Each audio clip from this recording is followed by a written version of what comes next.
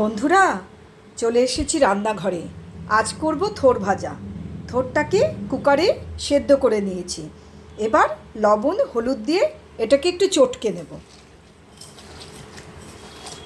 গরম তেলে দিয়ে দিলাম সাদা সর্ষে ফোড়ন, শুকনো লঙ্কা ফোড়ন। সর্ষেগুলো ফুটে উঠেছে, এবার দিয়ে দিলাম থোর চটকানোটা। এবার শুধু নাড়াচাড়া করতে হবে, আর কিছু করতে হবে না।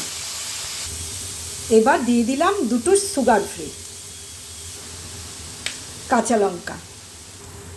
ঝরঝরে হওয়া অবধি নাড়াচাড়া করতে হবে। এইভাবে শুকনো শুকনো যখন হয়ে আসবে তখন থোর ভাজা রেডি হয়ে গেছে।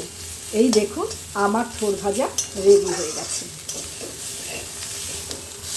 এবার আমি পাত্রে নামিয়ে নেব।